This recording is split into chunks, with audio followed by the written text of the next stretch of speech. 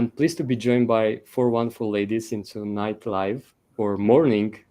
I'm talking to you, US, and middle of the day, I think Europe. We salute you from the future since almost all of us are calling from Bali, with the exception of Lavinia. And before jumping into it, I'll try to introduce everyone. I will be a gentleman and start with myself since I'm in minority here. I'm Gay Marushka, the Noma Solopreneur, and I help skill freelancers attract big clients through my content that I share various platforms, social media, my podcast, the Noma Solopreneur Show, and my newsletter. And as I mentioned, I'm joined by four wonderful ladies to discuss the fractional executive topic, which is quite hot right now. One of them is Lavinia Yosub, the founder of Live It Hub Bali and Remote Skills Academy. She's the managing partner of Live It International and has worked with various fractional executives from CMOs to CFOs, and she acted as a fractional executive herself in several other companies. And Live It has incubating and nurturing remote capable teams, projects, and companies for more than 10 years. So we can't wait to hear Lavinia's thoughts on the topic. Next, we have Julia Sian Seren, fractional executive, CMO, and CDO. And Julia is a digital transformation advisor, coach, and consultant for small businesses, which she got into website development and marketing to help NGOs since 2011, and made it her full-time career in 2013 before she jumped into opening 3 restaurants and a cafe in Singapore. And all these insights help her dive deep into operations and local business world. Next, we have Aulia Halimatu Sadia. Hopefully, I pronounced that correctly, or shortly, Lia Sadia, the CMO of Remote Skills Academy, a non-profit education platform that aims to empower the next generation to reskill and upskill with in-demand remote skills. She has 10 years of experience as a CMO in her own startup, Storyal and Knowledge Buku, with over 700,000 users combined. And we have Agnes Kai, fractional business development executive. Agnes knows how to help tech startups and small business grow fast. She's a skilled business development executive that has strong understanding of how organizations work. Her passion for community building and education has given her experience in various industries. Welcome, all of you. Thank you, Gabe. Pleasure to have you. And before we dive into the interesting stuff, let's talk a bit about what we'll address today. One of the questions that we want to ask is, what is a fractional executive? How does it work? Why hire one? Why be one? And various other interesting topics, since fractional can be not only an executive, but we'll dive into that. And before I will address some questions to our panelists, I would like to welcome everyone that's watching us live on LinkedIn, YouTube, and any other channels. Please leave your comments in the comment section and in the chat that appear on LinkedIn, and we'll address them as soon as possible, because we'll have plenty of time to dive deep into every question that you have. And please put the comments there, and put the questions there, and we'll tackle them one by one. But without further ado, I would like to ask Lavinia if you can explain the concept of fractional executive and the business need this role typically serves. Sure.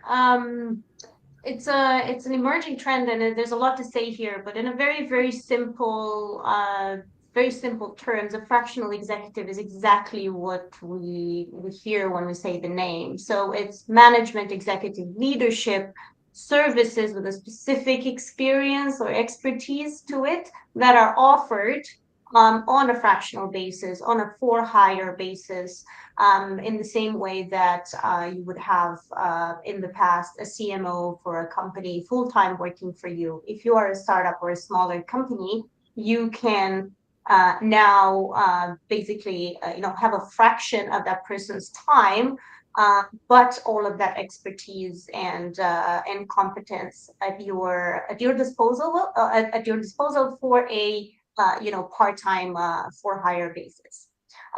So we know that for startups, for smaller companies, it can be hard to justify a large expense to have to full-time hire a very experienced person. And also it can be hard to have that much strategic work, right? If you've got a small team, you probably don't need a full-time HR person or HRO person or CMO or CTO, even in some cases, and so on.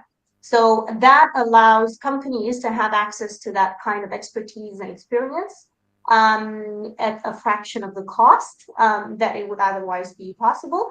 And it allows people who have a lot of experience and expertise to utilize that experience and expertise and those skills with several companies at one time without needing to, take a full-time job where sometimes they will have to do menial tasks because there just isn't enough strategic work to do for them. So it's a win-win for both companies and service providers, if you will, the way if we would call them that.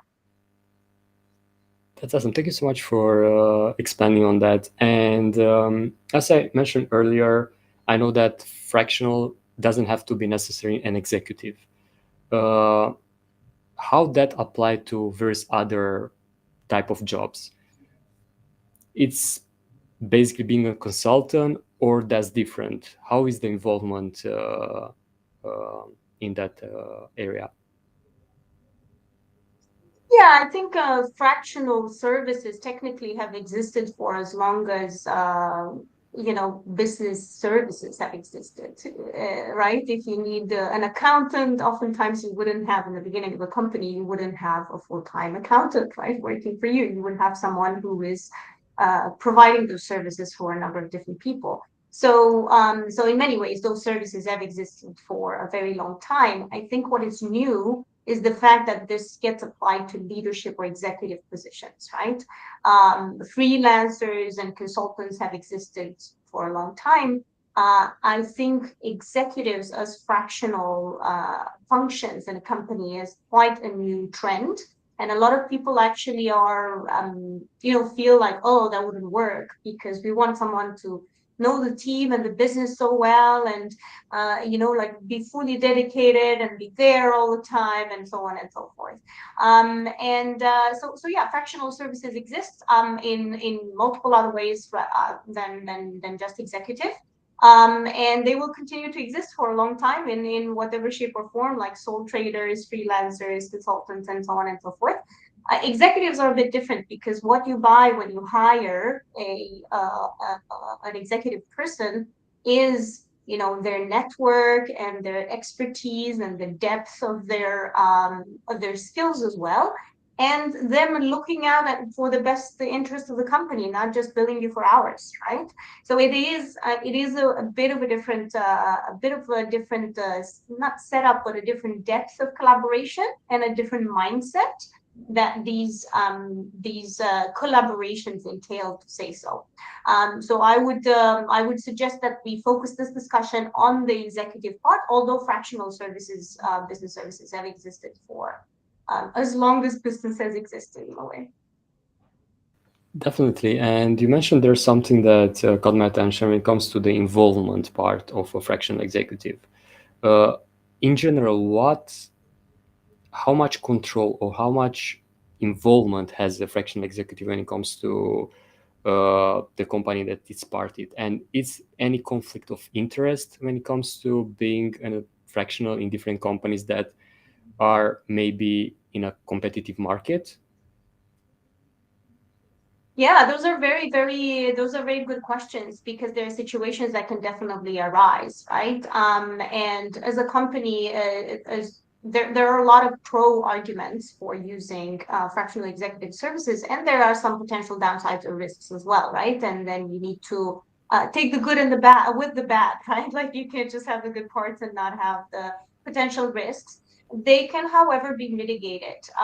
So I think you can always have, if you're particularly concerned as a company, if you're particularly concerned about conflict of interest, right, you can have that spelled out, discussed, negotiated, spelled out in the contract. Fractional executives, because it's an emerging, trailblazing niche, I find that a lot of these people are indeed very sort of dedicated and keen for things to work out really well. So I personally haven't heard of situations where someone is doing a bit of work for you and then turns around and sells your data or something to someone else.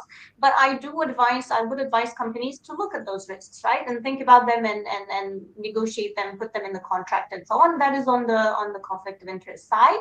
In terms of involvement, the beauty of a fractional executive setup is that you can have a variety of different levels of engagement, right? Like there can be a fractional executive that works with two companies, so technically it's part-time 50-50, or there can be a fractional executive that works for 10 different startups that are small and like need just a few hours a week or so on. Typically, I think, and I think Julia and so on can tell you a lot more about that from the let's say professional fractional executive side. It would be something like a day a week, right, with some or half a day a week or a day a week or 2 days a week with some touch points or agreed response time for the rest of the week when the person is focusing on other clients, to say so, or on other teams. But fractional executives tend to be people who are experienced and responsible. I like to use the word being an adult at work a lot, right? Like there shouldn't be a lot of rules and everything being spelled out, every little thing being spelled out. There should be a gentleman's agreement that we're all trying to make things work for this team, for this company, for this function that you are covering, right? And that can look in different ways, right? Like that can involve a lot of meetings, that can involve no meetings at all, which I would argue and militate for. Not a lot of meetings, as all of you here may know.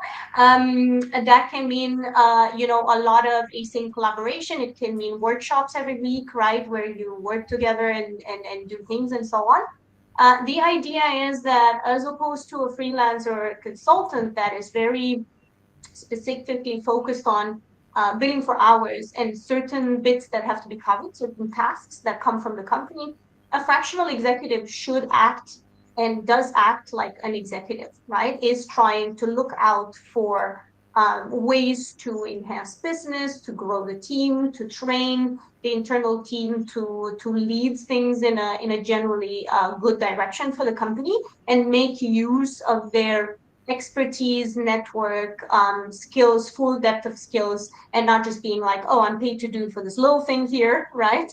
I'm paid to draft this contract and that's it, right? And then that's not part of my job, right? So that I would say that is the fundamentally different experience, and I can share a little bit here. So when Leah and I started working in a sort of very let's say in the beginning was really just a couple of hours a week, right, that our collaboration was covering. She amazed me with the depth of the experience, the input, the ideas, the network, the looking out for the best interest of the team and of the company that she brought in, right? And obviously that relationship has expanded more and more, and we are partnering right now, and that can happen. That is a very positive risk that sometimes you encounter, that this person will become more and more important in the company and take on more and more. And that's a very, very good situation to be in, for sure. As the company grows, the involvement also grows. I love that you touched. Can I share? Please, Julia. I would like to share how I configure this, because actually with different companies, I don't work as a fractional chief marketing officer with all of my clients, because I do have more than 2 clients at the same time. And so that would make things really, really hard if I had the same level of involvement with everyone. So how I phrase this is that I give companies 3 levels of service, let's call them. So we have the basic level, which is not actually basic at all, but we have just 3 different configurations. And with the 3 different configurations, you're always getting me, you get my expertise, you get my experience. I don't really like bill per hour, so it's not a different configuration in that sense that my priorities are different. It's just how I put down the boundaries, let's say. So the first level is the level of advisor, which is where I work just with the rest of the executive team. So usually with the CEO and the rest of the founders, and basically they do the work. I advise them, I talk to them, I stay outside of everything. I don't talk to the team, I don't do any of the work. The second type of engagement is where I work with them as a consultant. So it's where I work with them, I advise them, and I do some of the work independently. And then the third level, which is the more comprehensive fractional CMO, is where I advise them, I do some of the work, but then I also take on some of the roles that a chief marketing officer would have. So that's, for example, training, that's hiring people, firing people, training them, which is something that when I'm working with someone as a consultant, I'm typically not involved in those executive decisions, right? I'm just doing the work as a freelancer, as someone that's working for the team.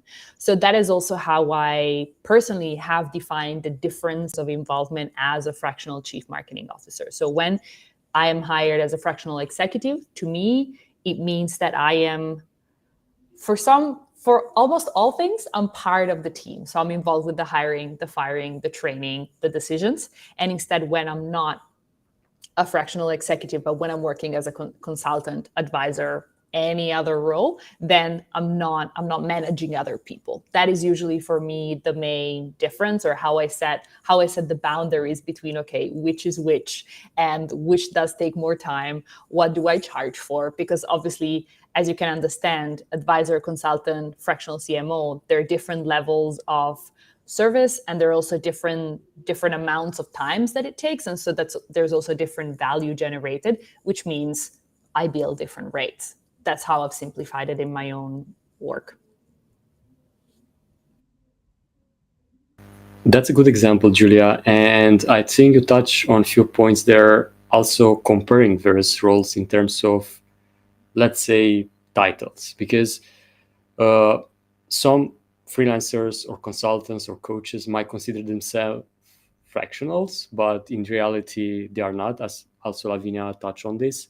And when you're more involved, when you're basically part of the company, but on a fractional role, we can call it part-time or we can call it fractional. It's basically almost the same thing, but comparing with a freelancer that maybe just execute, or with a consultant that just instruct how to proceed, a fractional is way more involved in the project.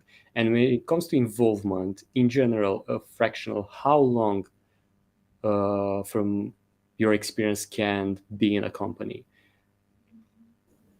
I don't think that there's a limit on the time. And usually this is also negotiated with the company that you're working for at the beginning. Because sometimes, as Lavinia previously mentioned, some agreements just start out as fractional because there isn't enough, not that there isn't enough work, but either that there is a limitation in the budget of the company. So the company, would love a fractional executive, be it I'll always make the example of like CMO, but I realize not everyone is a CMO, so just wanted to get that out there. So the company wants a chief marketing officer, but they can't afford the full-time salary, or they cannot find someone available at the time, because hiring is also a big part of the problem, especially in specific countries and specific industries, right?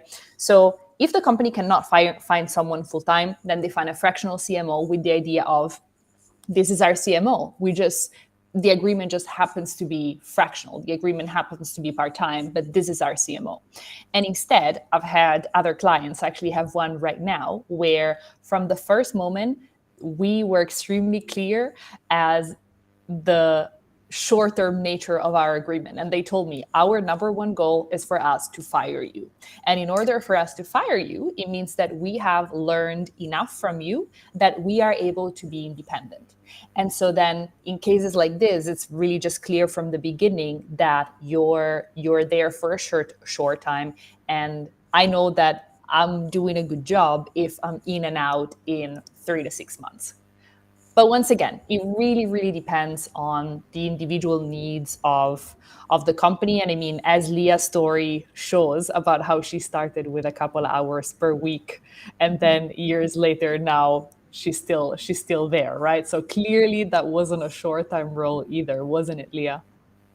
Yeah. So, like the title of our event right now is a journey, right? Like for me, it's also a journey. It was completely like I wasn't planned to do this, right? So me and Lavinia, I think in the beginning we planned it to take it by the month, basically. Oh, let's see how it goes, right?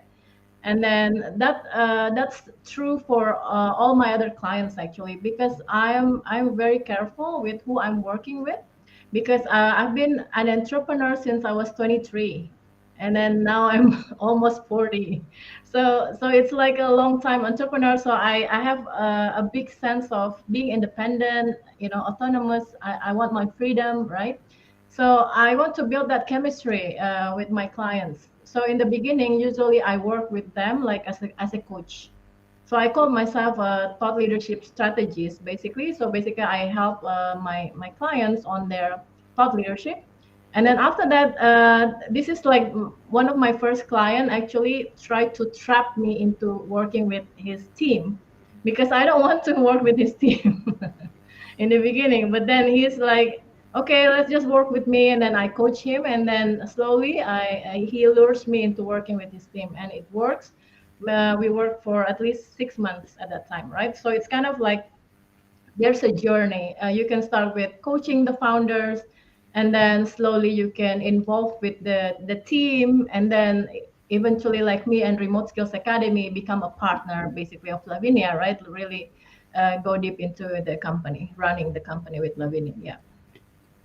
That's quite a journey, Leah, and I love the fact that you went from being the CMO in your own business and transitioning to Fractional. Why you made that decision? Of course, I understood that you want as well the flexibility, the freedom that you achieve as an entrepreneur. Why you pivot in various other, like you basically become involved in various other projects as well as running your own business? Because we Yeah. have a lot of entrepreneurs listening.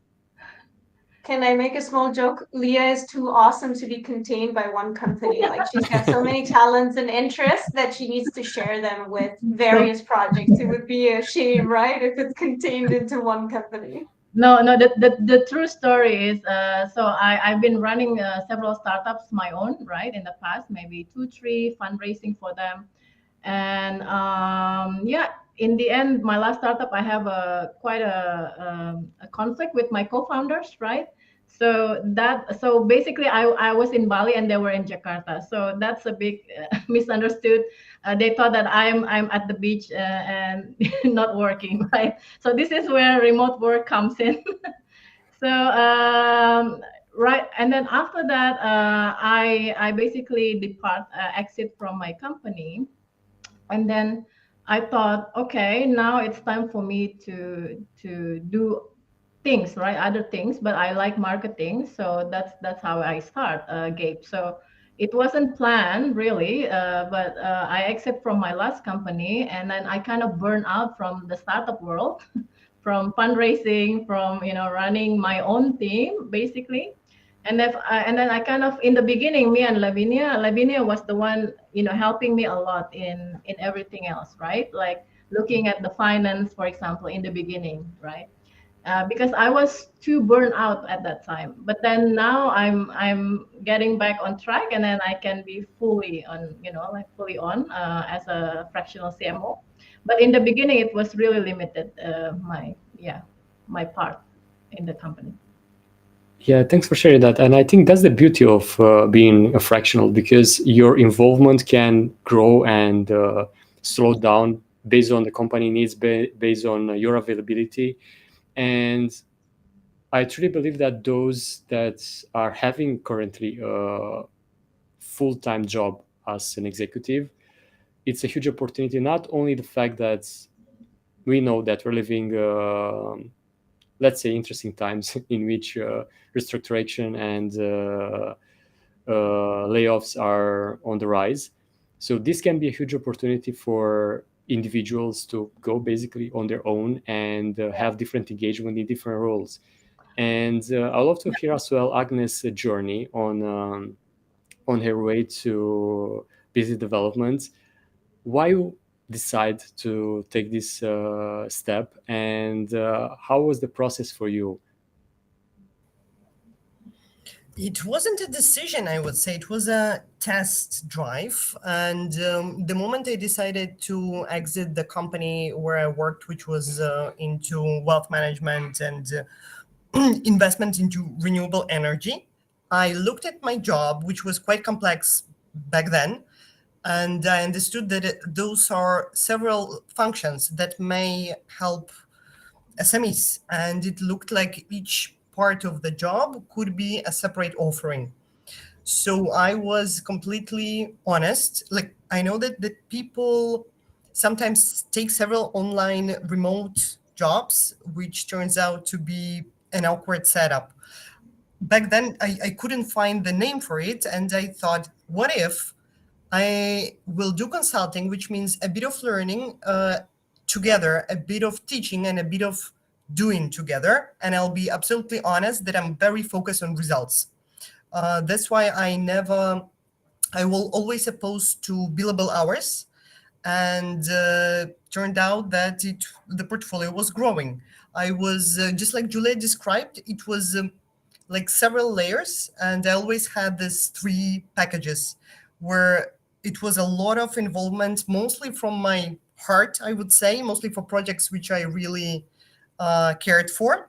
Then there were just like some things that have to be done very quickly, very efficiently, just done, and that's where I would call myself consultant. And there were some bits around coaching.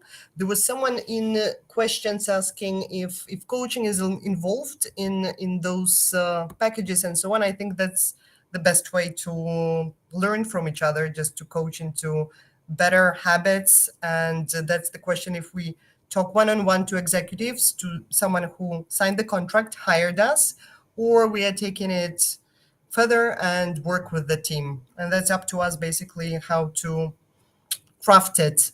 So now I am doing this setup on behalf of Livid to other companies and startups, and I find it very satisfying.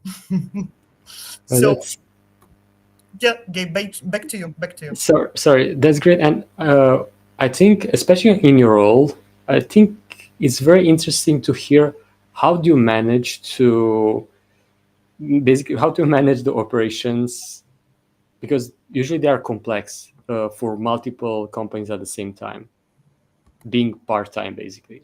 Could be. The thing is to be very clear about communication. What clients expect are actually outcomes. The complexity may be there. What we want to feel as people in general collaborating with each other is the trust. So I understand how do we communicate and what is the how soon I am responsive but not available. So the simple set of communication rules really changes the game. And we do a lot of work asynchronous. We don't do too many meetings, but we are very responsive, especially to our clients. And we have separate channels where we are very clear that it's almost instant. On other channels, it may be 4 hours. On other channels, it may be 24 hours, right? So that's, I would say that communication is the key. The rest is just using tools smartly, having assistants, having teams and SOPs in place, and it's all manageable. I hope it makes sense. Perfect sense. Thank you so much for sharing that. And you touched on a point there that I know that all of you are big fans, and me including, of asynchronous communication.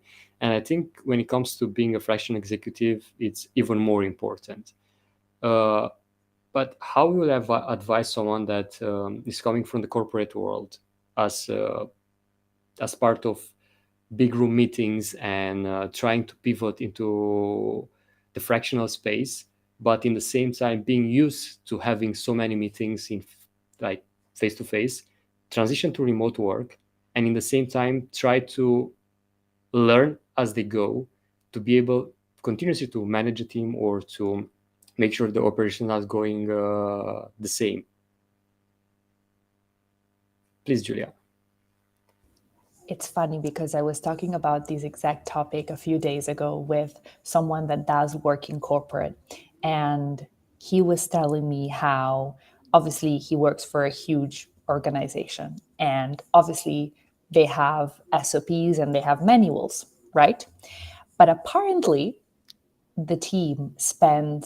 everyone in the team spends a lot of time asking other people in the team questions about how to do their job and how to do things. And so I just instantly suggested, and I said, well, why don't you just send, I mean, I'm sure you have documentation for this. Why don't you just send them a link to the documentation? And he replied, well, that's going to be seen as unhelpful. So this is, I think, a good story or a good point about asynchronous work and communication, that what to us feels very perhaps natural and second nature, that when someone asks a question that is documented somewhere, you just say, let me Google it for you, right? Like, here's the link to the document or to the Asana board, to whatever it is that you're looking for. Incorporate, and this might not be everyone's experience, but this is one obviously anecdote that's not helpful. And so people just rely a lot on meetings and one-to-one communication to get things done, because that's the way that in some corporates, obviously, you're seen as helpful and a team player. So I definitely think that there will be a big culture shock in a way for people that are going from corporate environment to other organizations. But once again, I think that these really varies, because across the board, I mostly work with small organizations that have between 2 to 20 to 200 employees. In an organization that has 20,000 employees, the situation is different. But at the same time, I've also seen a huge variability of scenarios happening with companies that have 2 people or 20. And sometimes it's not in the way that you expect. And I think Lavinia also can share some light on this point, right? Yeah, absolutely. I would just add a couple of things here. So I think oftentimes in large corporations the documentation exists, but it's so extensive, or it's not filed on keywords and so on, that it's actually hard to find what you're looking for. Like, there's so much information that is so detailed and sometimes not filed correctly, that it would actually take you a long time to find it. So that is something that companies need to look at, right? Is my documentation actually easy to navigate and to find things in, and so on, right?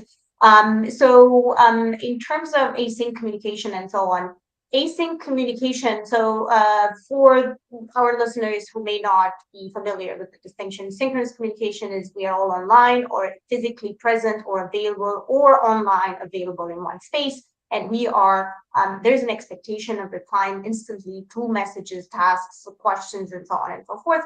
While asynchronous communication or asynchronous work is, I ask Gabe to help out with something for our website. He sees it a few hours or half a day later when he's working. He does what's needed, and then maybe takes a quick video of what he's done and sends it back, and then we voila, avoided another meeting that would have meant one of us has to stay up at night and take a meeting on a different time zone. So sync versus async. And when you become a fractional executive or hire as a company a fractional executive, this is something that will have to be part of the work, because the assumption is that that person is working with several clients, right? And they will not be always available right away. They will be responsive. They will tell you, received, I will do this or reply by tomorrow or whatever. That doesn't mean, you send things into a Bermuda Triangle and never hear back for days. But it means people will not be available right away. To me, as both a fractional advisor, executive, and other things, and as a CEO or running my own company, is a good thing. Asynchronous communication tends to be better communication in the way that When you start writing about your thoughts, or you're documenting a proposal or a decision you need to make, whatever, you realize you actually oftentimes haven't thought things through. So that forces you to clarify your thoughts and to say exactly what you need, send the information you need. So if I'm asking Leah, Leah, until a few days ago, she was in Australia. I'm in Europe. It's literally, she's a world ahead of me in time. I can't expect her to be available, right? At 9 p.m. my time, which is like, whatever, 4 a.m. for her or something, right? Or the other way around. So when we need something from each other, I need to be clear in my ask. I need to give her all the information she needs, or she needs to do that, like to give me all the information, the files, the links I need. And it is actually less back and forth and a more mindful communication. I know this is a controversial topic because it makes communication a bit slower than in an office environment where we can just go and tap on each other's shoulders and interrupt each other and get the answer right away. But it is both for companies and for fractional executives and people in general. It's a better way of working. Why? Because it allows for deep work. It allows for focused work when we are actually doing the job that we're being paid to do, right? The kind of work that moves the needle. If there's a shocking stat that says that knowledge workers today are being interrupted every 6 minutes. But to gain full context, 6 minutes, to gain full context into a complex problem you're trying to solve, to get to a task where you have to do some systems thinking, or you have to think in terms of like bigger picture project management, or design something, or reconcile something financially, or do anything that is really worth doing, you actually need about 20 minutes to get to the level of focus you need to do that, right? So if we're being interrupted, all of us, every 6 minutes, we're never getting to the 20, are we? So we're all doing little tidbits of work that is perhaps not the highest quality we could do, right? So I advise everyone who's listening, both in teams of any kind, in terms of freelancing, in terms of running your own team, in terms of potentially being a fractional executive, to make an effort to educate the people you're working with, to allow time for asynchronous work and asynchronous communication, because first of all, the communication will be better thought out. If you need to look for something or give an answer, it's much better to have time to think, a little bit of time to think about that. And it will also allow for focused work. That doesn't mean that you can't have an arrangement where, for example, for a part of the day, you are responsive. You say between 2 and 4 or whatever, I'm going to be there and available for answers right away, and so on. It doesn't mean we never talk to each other synchronously. It just means we allow time for well thought out communication and for focused work.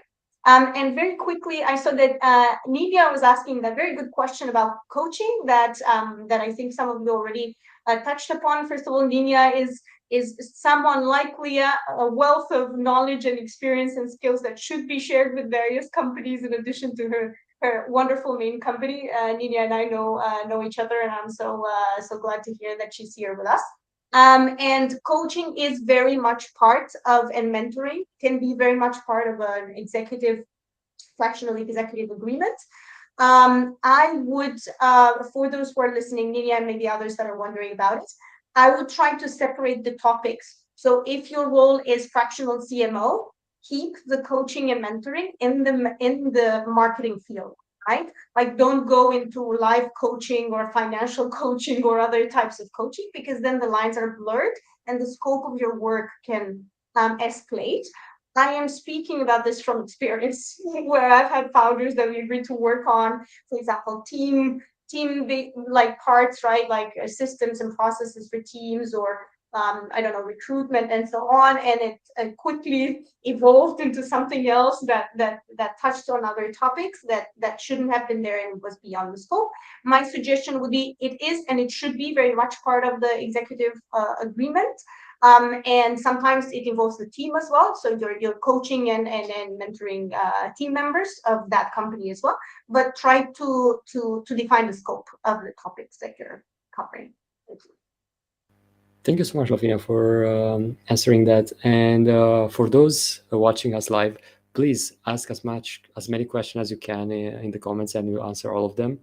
and we almost 1/3 through, and we love your feedback. So feel free to scan the QR code that will appear on the screen now over my face, and leave your feedback to improve on next one.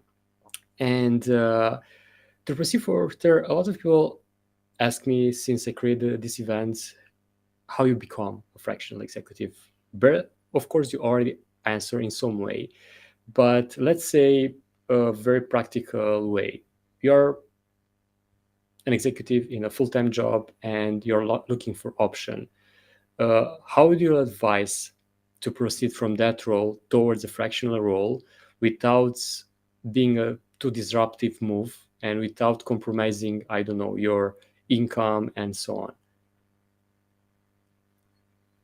Julia, would you like to answer that question? Sure. It's a good question because I think that and maybe it's because that's been my experience, right? So I've been in the marketing and digital field for a decade now. And for me, the switch, I can't even pinpoint where the switch or where I started working as a CMO from, because it was honestly a natural evolution of working with slightly bigger clients every year until the point where I was working with clients who actually had an executive team but didn't have a CMO or didn't have a marketing department. And so for me, that was my opportunity of putting it out there and saying, hey, I can work for you in this capacity or that capacity. And so for me, it wasn't so much a strategic decision where one morning I just decided, okay, I'm going to be a fractional CMO, but it was just the opportunity was there. They didn't have anyone else in the role. It made sense as a next step. I don't know how someone that is going from a corporate full-time role as a CMO or as a CTO or as a chief HR officer can go from full-time to fractional smoothly, because you mentioned the whole part about without that affecting their income. I think the natural, maybe the natural progression is that they stop working full-time for their employer and they move to part-time for their own employer, and then they get a second and a third client on the side. That would be my intuition, but maybe Leah and Agnes can share their experiences as well, or their ideas on the topic. There's also a friend of ours who is wonderful with transitions from corporate. Her business is called Screw the Cubicle. And if we ever do further events on this, Lydia would be a wonderful invite. So that is a resource. She's got a lot of amazing content on how to repurpose your skills from corporate into a fractional or entrepreneurship journey of your own. I agree with Julia. I think it is you're perhaps sometimes you're taking a side hustle, right? And you're doing things a little bit in parallel with your job. Sometimes you perhaps have some savings and you take a few months, right? Or let's say a transition time where you're working with one or two clients, you agree with them right in advance. I won't be full time for you, but maybe I'll be part-time, right? And then I'll go into having more clients. It can be very personal, but I'd love to hear what others hear. I have to say on that, my mind immediately went to Screw the Cubicle and Julia. If I don't know if Raymond can help us share the link with our audience on that, because she's a great resource. Yeah, I think there's many ways to start. I mean, I don't know about the people that in corporate, but I was from startups, right? So I guess from the beginning, I'm always very diligent in building my thought leadership on social media, my personal, right?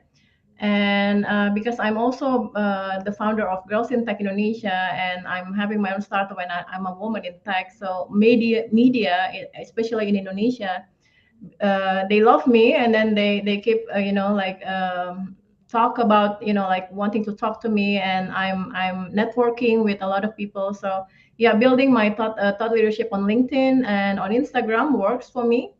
Why Instagram? Because a lot of entrepreneurs, which are my clients, they are on Instagram, and at the personal level, I'm connected with them, right? And usually, the idea of working with me comes when they saw me, like for example, working from Bali, for example, right? And then they start asking how to do that, how to do remote work, for example. And so it doesn't always start with LinkedIn. Sometimes it starts with their personal channels as well. And all of my clients actually come from inbound, so their own, they come to me to ask me how to work with me. Actually, I don't even offer anything. I'm a bad example because I don't have nothing, like people just come to me and then ask me if they can work with me. And a big part of it actually knowing what you're good at and then what makes you different, and you can kind of show it, right? Keep showcasing it on your social. For me, building my thought leadership, that's the key. And eventually the network, right? So if you're doing this together with like a group of friends who are in the same transitional moment, for example, that would be the better experience. So you can, like for example, in Remote Skills Academy, we have a community of remote workers where they kind of share their journey, their problems, their journey, the job opportunities. So having together with this kind of community will help you a lot. Yeah, in the beginning. Definitely, and I think that's one of the most powerful way to build thought leadership through your personal brand. And what a better way than sharing your expertise, share your uniqueness, and building a community around you, as you mentioned. And yeah, I can also share small bits of my transition. I wasn't in quote unquote corporate. I was on a full-time job and I was hating it. I actually posted yesterday about it on LinkedIn, and I was making mostly like $200 per month. That was 13 years ago. And I don't know what way to go. And personally, I started a side project and I quit my full-time job only in the moment that the side project overcome in income the full-time job. And after that, I went all in and diversify and so forth. But as always, it's usually better to have a safety net or of at least 6 months, or having something that is already working, because money and time, it will give you peace of mind to think clearly, to not make decision in a rush, and to just go head first into something. And usually, if you have a executive role, full-time job, in theory, you are well paid, and you can have already a safety net, so quite safe to transition if that's the thing that you want. And on that topic, I'd love to ask Agnes, how do you feel is the difference between the full-time executive role and fractional one when it comes to life balance? And also, Leah, as well, after that, if you can touch on that, because you mentioned as well burnout. And I feel like we live in a post-pandemic world in which this is too common, unfortunately, and how these fractional roles can help to live a better life, more freedom to actually take care of ourselves, not just work, work, work in a hustle first world. Not sure if I'm the good person to answer this question, because I think the hustle is within you, and it doesn't matter how kind the employer is, or how understanding clients are, or how pleasant the setup is. If you hustle, you will hustle, and just hustle yourself until it's close to burnout. So, but that's a major problem, to look within yourself first, and later, if that part is clear, certainly we can find way more satisfying options, and gain the better relationship with clients, and teach them and change their habits as well. And of course, having this fractional setup and asynchronous and remote can bring more work-life energy balance, life work balance, let's call it somehow differently. But let's remember that a lot of juggling and a lot of discipline in order to maintain it. I personally have a problem with projects I'm passionate about. I find a lot of joy in working, and I find myself overdoing constantly because I love it so much. Just because. But this hygiene is important, and it's all within us. I guess that would be my wisdom to share. Back to you, Gabe. Thank you. And Leah, can you share as well? Yeah, I mean, I think the first step is to understand your value, right? Your values. Like for me, I'm like I already mentioned, I really like being independent, flexibility in my time. So basically, being a fractional executive, I can choose how much I work, literally, right? So if I choose to just work half a week, half a week, yeah, basically like 20 hours a week, that's okay, right? If I choose to have only 2 clients a month, that's okay too, like so I kind of measure my own capacity, because I like to pursue other things. And yeah, my other value is also different challenges. For example, I love to help different entrepreneurs with different challenges. So as long as we know like our limit, right? So for example, me, like maximum I can take like four different companies, right? For a month, right? So, and then for different, of course, different level of commitment as well. Like with Remote Skills Academy, it's like fully immersed basically, and part time. Uh, there's a funny story. I was talking with the CMO of one of the biggest crypto exchange in Indonesia. He was my old friend. And then I said, and then he's like, oh yeah, where you are right now? Yeah, I'm a part-time CMO at Remote Skills Academy. And he's like, is that is that even possible? And then he's laughing about it, like I'm joking. No, I'm not joking. And then he's like, oh, your life is so fun. You live in Bali and part-time, like it's for them it's like a dream. I wish I can do that. Yeah, you can do that. Yeah, so yeah, I mean, living the way that you want, like on your own terms. Yeah, this is what I choose. Like a lot of my friends, they're all founders. They said I'm the most productive, chillest person they know. I don't even know what's that mean. Like I'm always chilling, but I'm doing something with my life. So yeah, that's Thank you. my yeah, work-life balance. I'm maybe too balanced. Okay. Thank you for sharing that. And a part of this, having a better balance in your life and basically working on your own terms, what do you say are the other benefits of being a fractional executive? Maybe Julia, can you share? My favorite part is definitely the ability to cherry pick what I'm going to work on and what I'm not going to work on. Because obviously, with every new client that you work with, you have an opportunity to do better than with your last client or with the last agreement that you negotiated. And so, for example, if there are some parts that you absolutely do not want to get involved with, or that you absolutely do want to get involved with, then every new client is a great chance to bring that up and then slowly change how you work.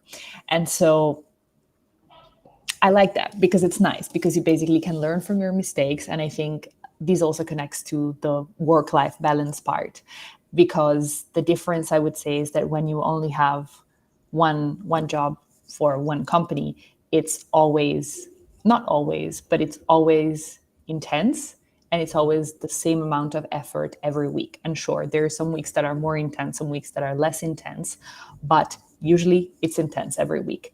Instead, when you're, let's say, if you have a 100 level of intensity and that 100 is split across 4 or 5 companies, you never have those 4 or 5 clients that are firing on all cylinders at the same time.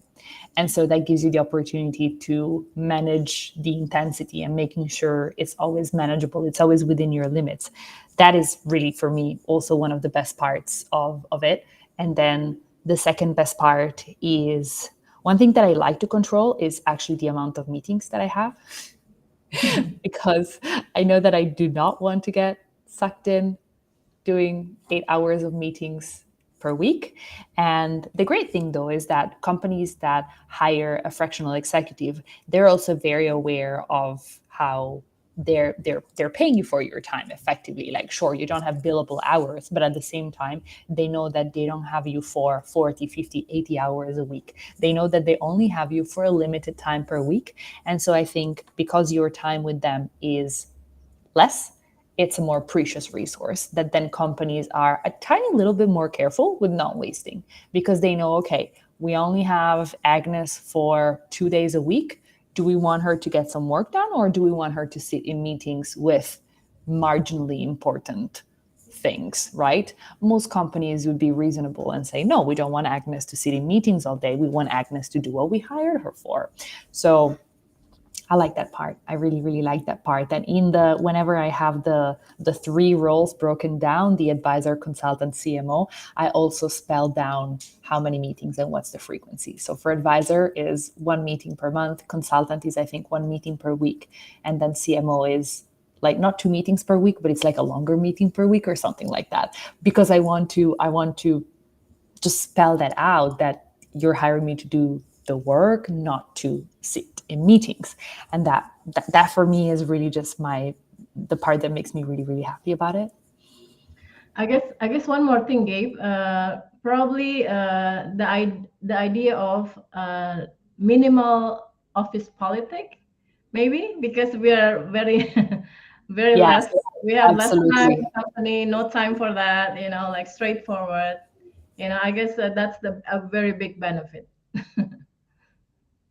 Definitely. And yeah, I love the way you put it there, Julia, when it comes to being very specific for the beginning. What will be involved in, for how much, including meetings, outcomes, and such. And speaking of outcomes and measuring how much value or how much, I don't know, the metrics you usually measure when it comes to hiring fractionals.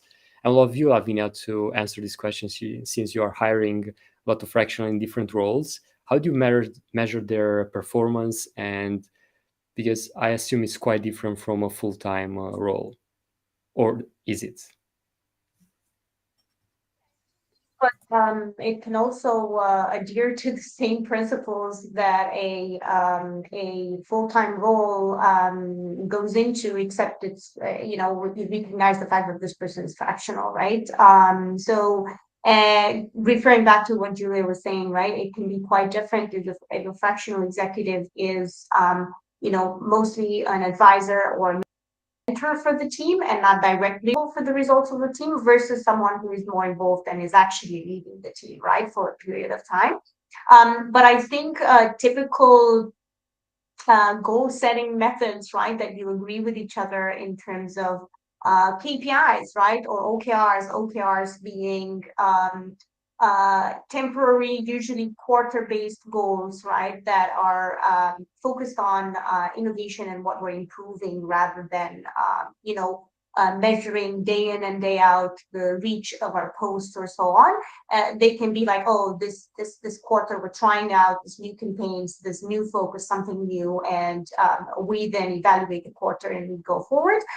There can be more, let's say, recurring or long-term types of goals with regards to KPIs, so key performance indicators that to me it makes sense to discuss with any role in your company, even with some of the consultants or freelancers you're working with, where it should be more focused on results and outcomes rather than, as we were talking about, hours put in that get billed that may or may have not resulted in actual results, right?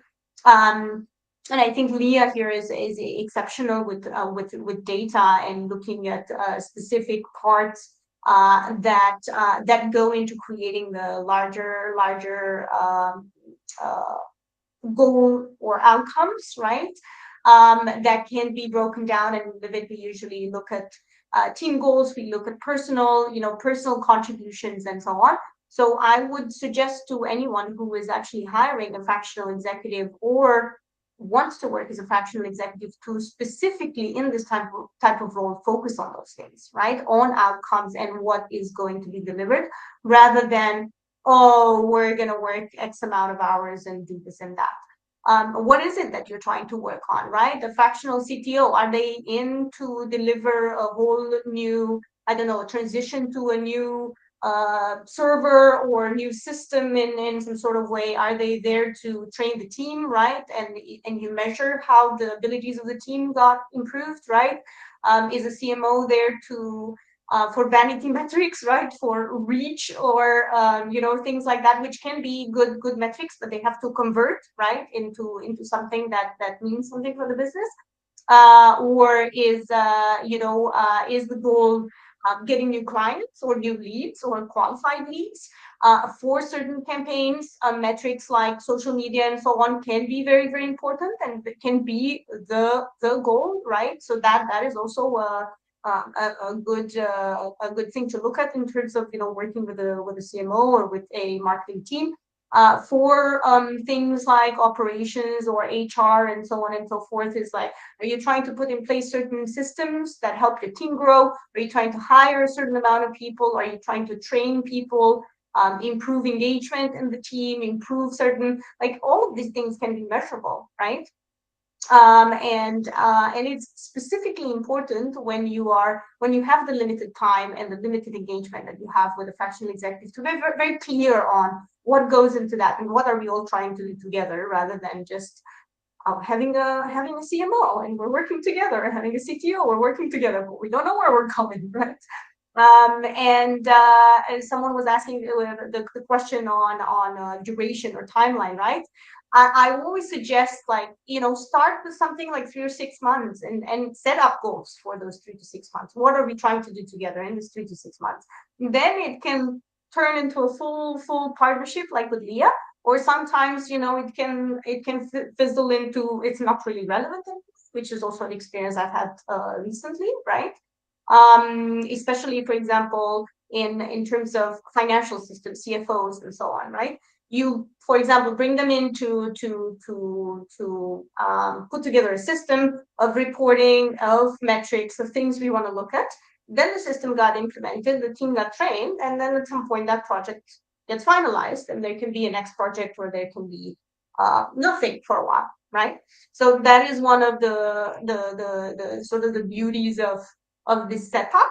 And I do strongly advise, once again, both companies who would like to hire one, and companies who and individuals who want to be a fractional executive, to specifically focus in general in business, and in jobs we should be focused on outcomes, but in a situation like this even more. With Livit, to speak a little bit about our experience of being fractional people, let's say HRO or fractional people or HR people, and operations and so on. It is always very helpful to agree on what the company is trying to achieve. In our case, it's usually teams that want to scale, want to grow, and they want to put in place systems and processes to actually accommodate that growth. They want to hire people, they want to hire a team, right, to eventually take over those tasks and so on. And it's always really, really helpful to be clear on what the projects are, what are the priorities as well, right? These are the things. There's always a million things to do, especially in a scale up or in a fast growing company, right? But what are the things we're really going to focus on? And everyone involved has a lot to gain by agreeing on metrics and objectives and so on. Definitely. And perhaps, Gabe, if people have very specific questions about this, perhaps we can do a longer event or a training program in the future or something like that, where we dive deeper into exactly how to come up with, things like more practical bits on, metrics and where to find these jobs and so on, right? That's wonderful, India. And those listening, please type in the comments if you're interested in such, and we can create something for you. And when it comes to ways of hiring fractionals or getting hired as a fractional executive, where do you find these type of jobs? What are any helpful resources for people to search for them? And there are marketplaces or using your network, or what other ways to find fractional jobs? I can share very briefly here. So I think networks are always the most useful thing. Thought leadership, being known as an authority in that field, is always very, very useful, as Leah and others in this conversation have highlighted so far. And I will share with Raymond, because us speakers, I think we are not able to share in comments, but I will share with Raymond so he can share. There's I curated a list of places where you can actually hire fractional executives and be hired for that. There's 6 or 7 links or so. I will share them with Raymond so he puts them in comments as well. But I'm curious to hear what Leo and Julia think about finding those gigs. Oh no, I mean the best deals are always just off market, right? So it's the companies that you get recommended for and connected with through your friends, because usually the companies that go through those portals or official channels, it's because they probably asked around and they looked around in their immediate networks and they couldn't find anyone. And so they're using, broader networks. But for me, all of my clients, they all came through referrals and word of mouth and people that I already knew or worked with in other capacities. And then, as you're talking to people on the Live It rooftop, sometimes people bring things up and you're like, oh, really? You're looking for someone? Tell me more. So that's always been my experience. I'm not really very out there. I'm not really listed on any of those platforms. I think the only real platform that I participate in is Growth Mentor, but even then it's not really to get leads from that. It's more because I do actually enjoy mentoring people. And so I'm just on there for fun.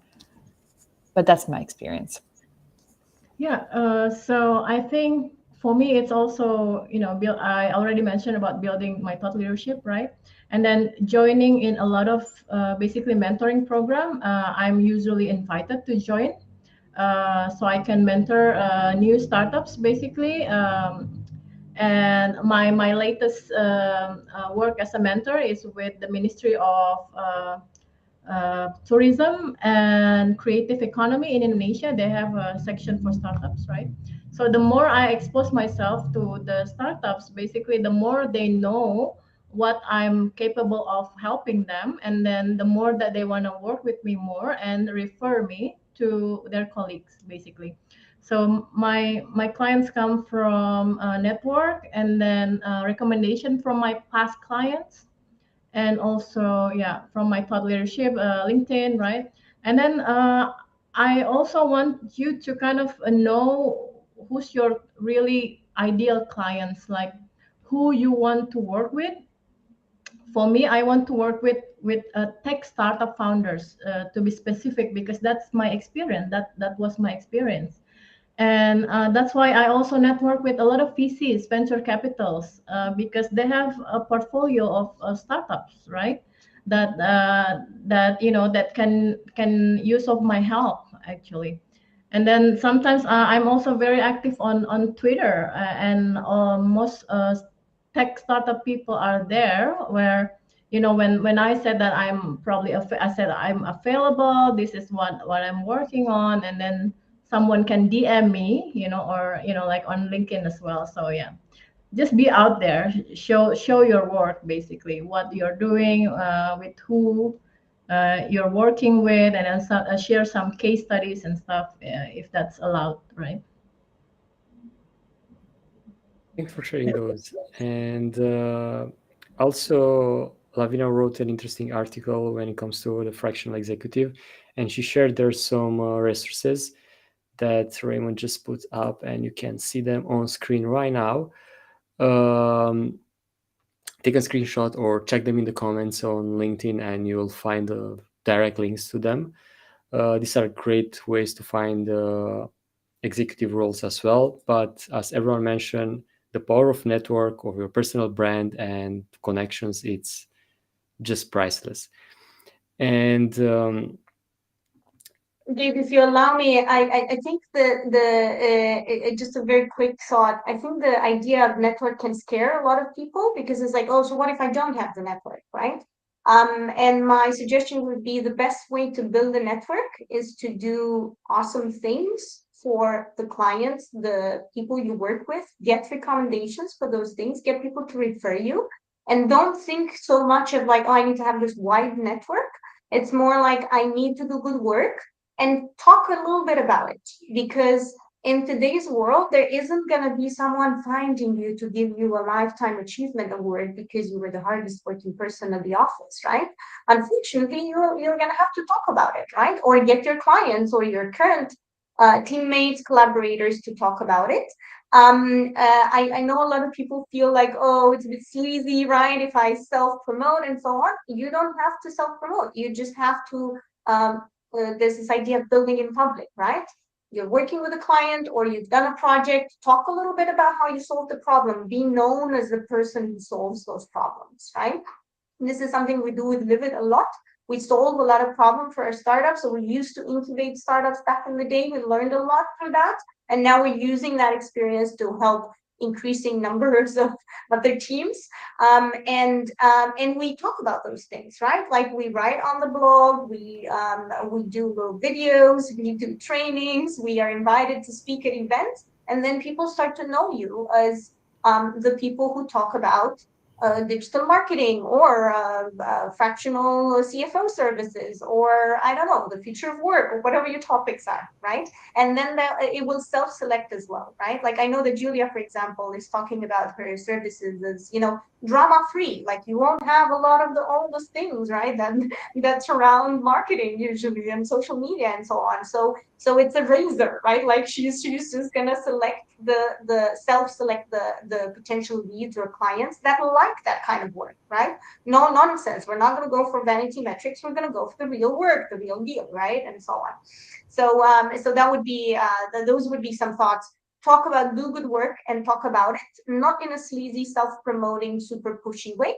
Just share, because when you build in public, you build your career, you build projects, you solve problems in public. People have a lot to gain for, and you have something to gain because you will be known as the person that solves those. Beautifully said. And that's one of the best way to promote showing off your work. And if you show results, the results for you will come for sure. And when it comes to, because I assume a lot of those listening are asking themselves, okay, now I'm a, I don't know, big shot executive that is making X amount per year.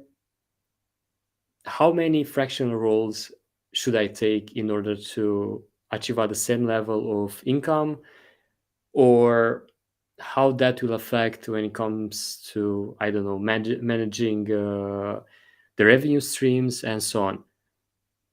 I know that pricing, I know that negotiating your salary and so on, it's probably a taboo topic, but can you give some hints on that, anyone,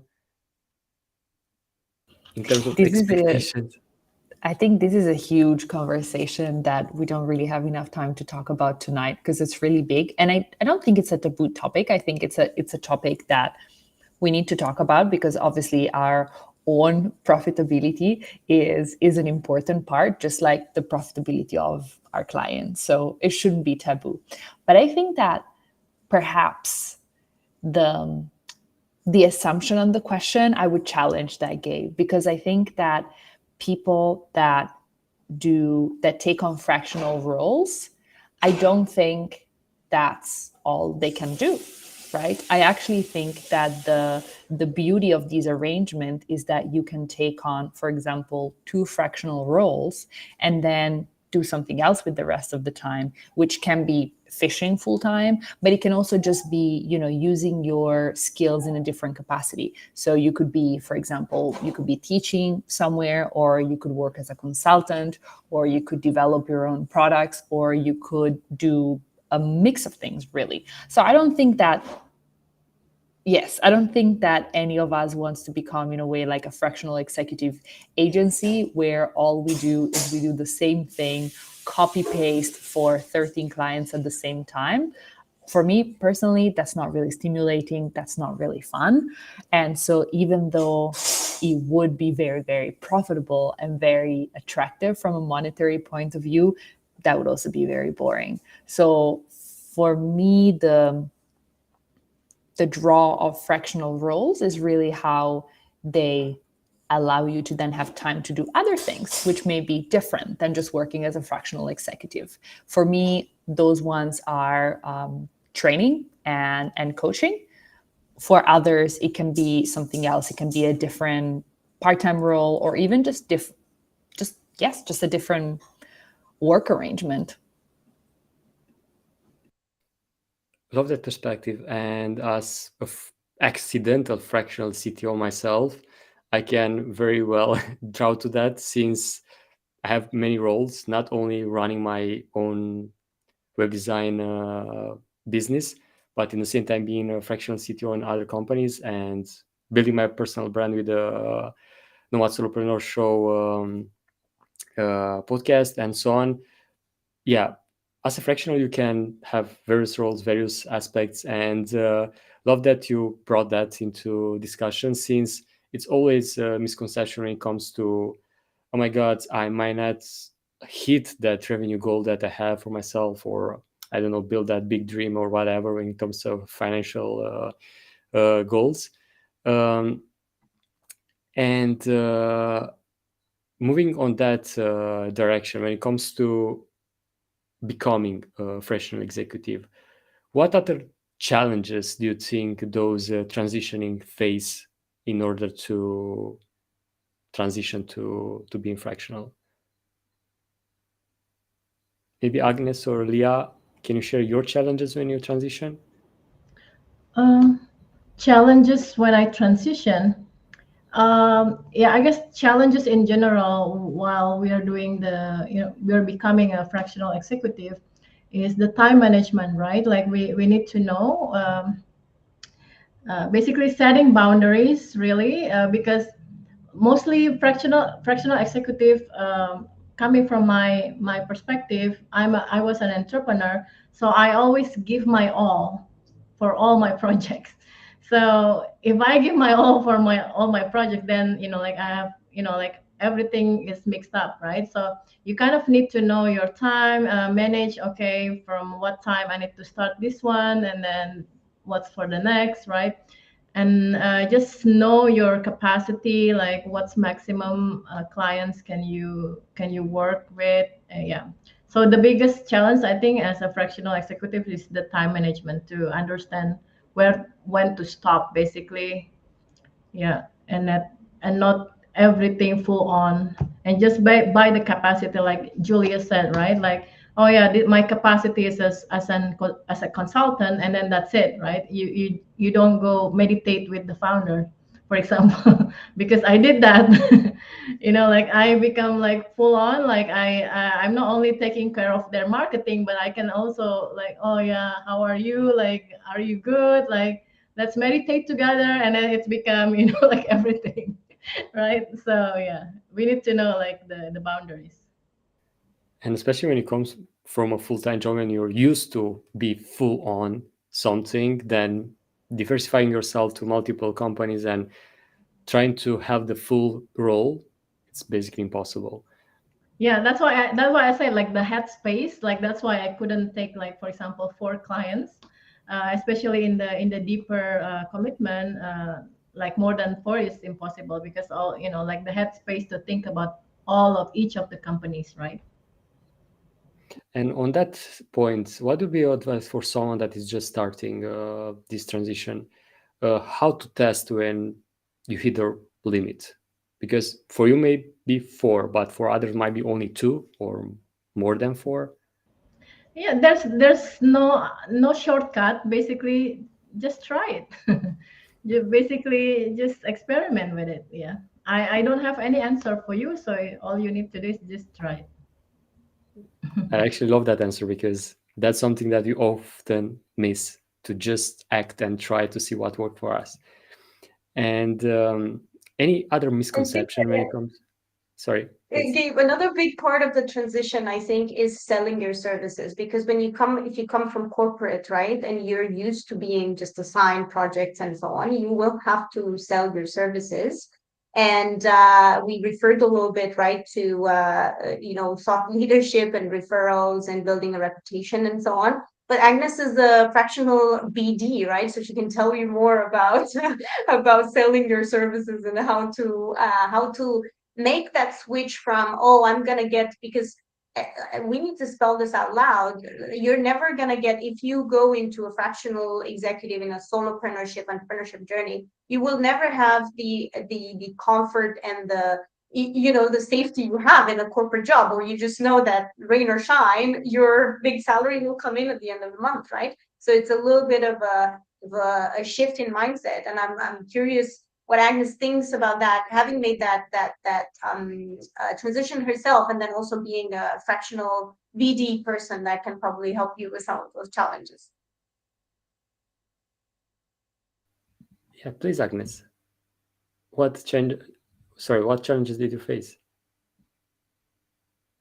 For me, Agnes is frozen. I'm not sure if you are you seeing the same? All right, well, we'll get her back in. Go ahead, Gabe, with your next point, and we can return to her. Yeah, no worries. Another important topic I felt when it comes to being part of the team, in immersing yourself in the company culture, since you might have your attention spread between multiple companies that might have different cultures. How you tackle that as a fractional? How you manage to wear different hats based on, or you choose based on that, the companies that you work with? Yeah, maybe I can start. Yeah, that's why it's very important for me to have the chemistry first with the founders of the company, right? Usually the founder of the company shape the culture of the startup. So if I feel like the vision and the values are similar, usually the culture is similar. So I couldn't work with a company that totally have different culture than my values gave. So yeah, that's the filtering in the beginning, basically. So when I'm working with them, it's usually similar. It's usually easier to ease into the culture. Thanks, Leah. And when it comes to hiring fractional Lavinia, how do you make sure you hire the right person that won't destroy the company culture and you'll fit in like a glove? You just test out, or you have various ways to testing them before they actually join? Very good question. I think it's a bit of a dance, right, in the beginning. And some fractional executives have a great process, right, of that they drive themselves of getting to know the company and what the founder, the person hiring them, would like to have. I know Julia has a great process for that, right, where she's asking, how, what would make this collaboration look be a success for you, and what would be, I think she says, what would sound like nails on a chalkboard, right? So it can be driven by both sides. It's usually best if both sides are trying to find that match, right? And define success. I think, like with any other hire, you want to define success. What does it look like, and what does failure look like, right? Because we think most of the time people can read our minds. Breaking news, people can't, right? And we think everything is like, oh, but it's common sense. It should have been understood in itself, and it can't, right? So we go back to writing, right? Clarifying your thoughts in writing and putting these things in writing and saying this is what would look like a success for this collaboration. And this is these are the things that you should touch. These are the things you shouldn't touch, right? That's the scope of work. Or these are the things you need approvals for, not need approvals for, and so on. Basically, I always would advise to start with a project, or like we were talking about our beginnings of collaboration would be a few hours, right? Or a limited project that has very defined goals and scope and so on. And then you get to know each other in that process, right? Obviously, if it's a referral, or if it's someone that you kind of know from your network already and so on, which, as we've all agreed, is the best way to get hired for these jobs, there's a higher chance that it will be a good match. But you also want to give it a chance, right, to give it a try to see with a lower scale, like smaller scale project or limited timeline, or with a collaboration that can where things can grow, right? And it's a natural way of starting. And for those of you who are, who may be listening, who are maybe freelancers or they have a job, that is also a way of testing out this is for you, right? Because you can always accommodate a few hours a week working, alongside other things you're doing to see if that's something that fits for you and starts growing on its own, right?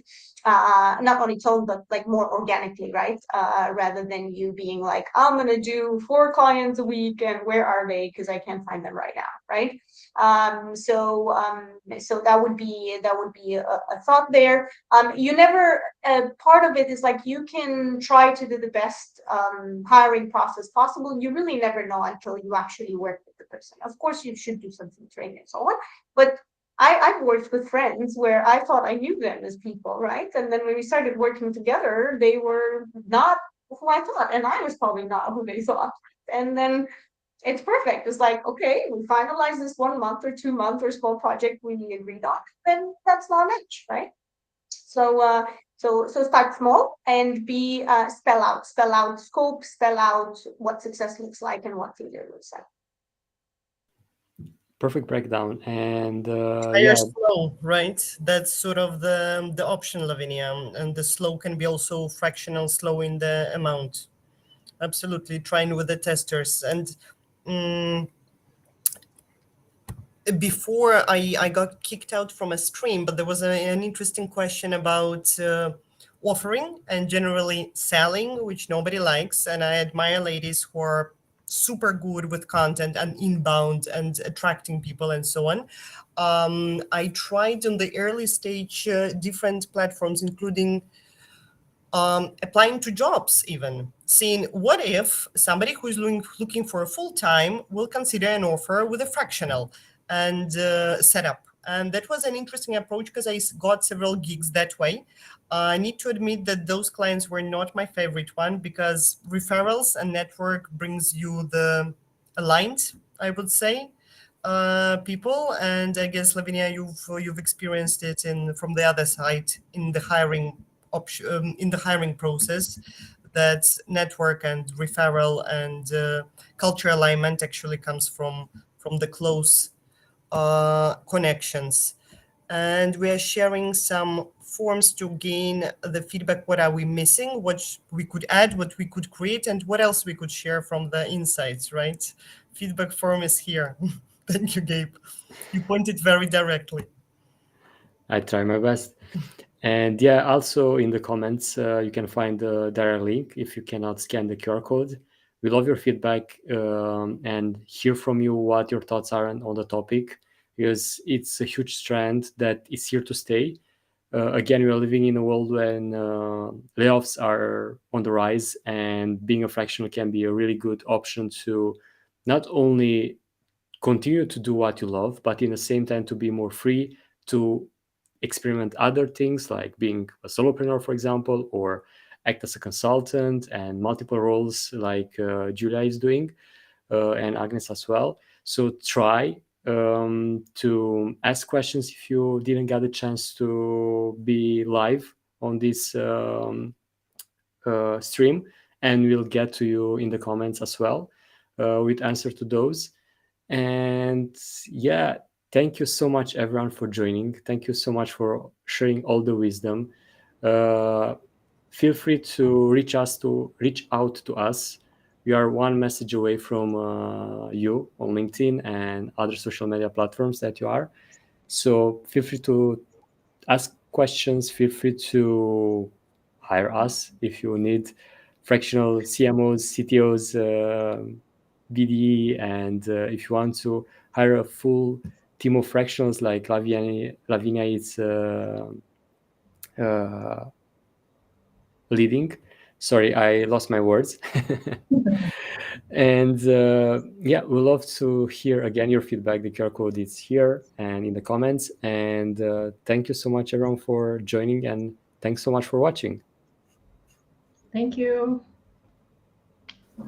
Thank you. Thank you for having us. My pleasure, absolute pleasure. Thanks, everyone. Until next time, Bye. pura vida.